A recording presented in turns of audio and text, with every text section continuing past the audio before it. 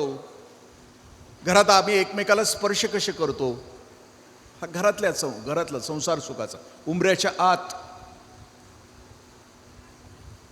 मग संसार जर असा असेल, हॅपीनेस असेल, तर लास्ट समाधान.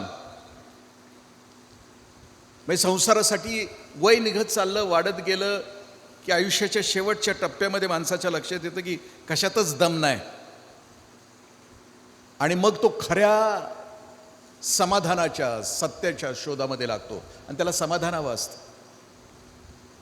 समाधान तर आयुष्याच्या प्रत्येक टप्प्यावर असलं पाहिजे. बाबा बोरकर असं म्हणतात की तीच जीवने देखणी जी तृप्तीची तीर्थोदके, चांदणे ज्यातून वाहे शुभ्र पाऱ्यासारखी.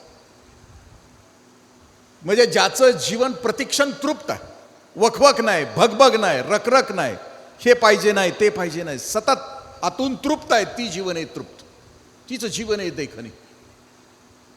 सातत्यानं आतून वखवक असेल, रखरख असेल, भगभग असेल तर ते जीवन कधी तृप्त असं समाधानी असत नाही.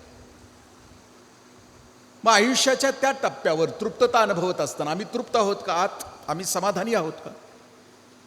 आमची आयुष्याची रिफ्लेक्शन्स कशी आहेत? आम्ही जगतो कसं ते त्या गोष्टीवर. म्हणजे समाधानी माणूस स्वतः उद्विग्न होत नाही आणि दुसऱ्यालाही उद्विग्न करत नाही, तो असतो समाधानी माणूस. आणि ते पद प्राप्तीसाठी आम्हाला मग आता म्हटलं की तू संसार श्रांताची सावली असं म्हटलं, तू अनाथ जीवांची माऊली असं म्हटलं. गुरुदेवांच्या विषयी माऊली पुढं काय म्हणतात? तू अनाथ जीवांची माऊली. अनाथ कुणाला म्हटलं? व्यवहारी जगामध्ये आई वडील नाहीत त्यांना अनाथ असं म्हटलं.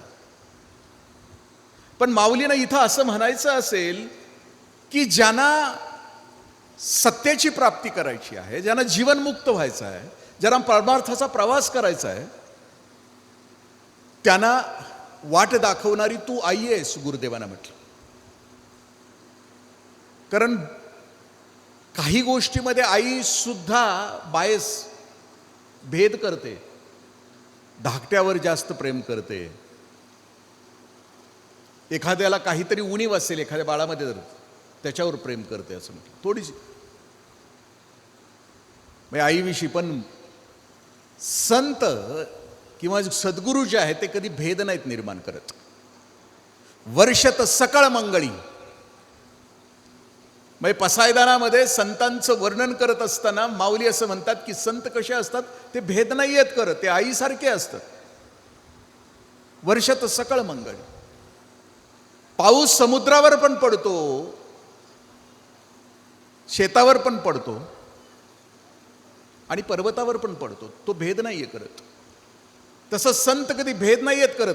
हा श्रीमंत, हा गरीब, हा पुण्यवान, हा पापी, हा साधक, हा बाधक, संत सगळ्यांच्यावर समान प्रेम करतात.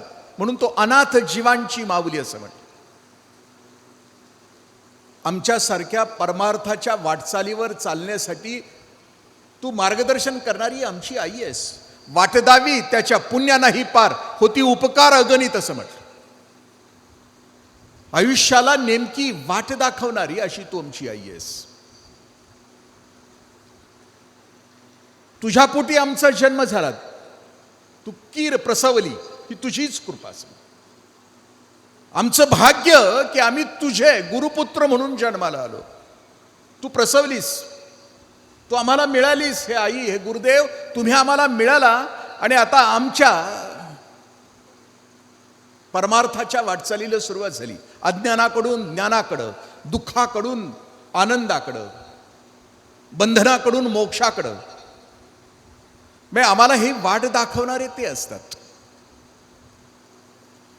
वाट दाखवण्यासाठी गुरुदेवांच्याकडे लक्ष न असावी लागतात. म्हणजे गुरुदेव आम्हाला ठरवायचं ना, आम्हाला या मार्गावर चालायचं आहे, परमेश्वराच्या मृत्यूच्या अगोदर पुढच्या जन्माचा फेरा चुकवायचा आहे. जे अंतिम सत्याला पोहोचलेत त्यांनी आमच्या आयुष्यामध्ये आमच्या जगण्याची, आमच्या साधनेची वाट ठरवावी.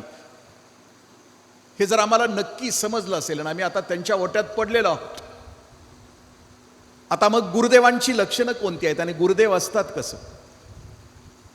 आम्ही जिथं आहोत तिथून ते जिथं पोहोचलेत अंतिम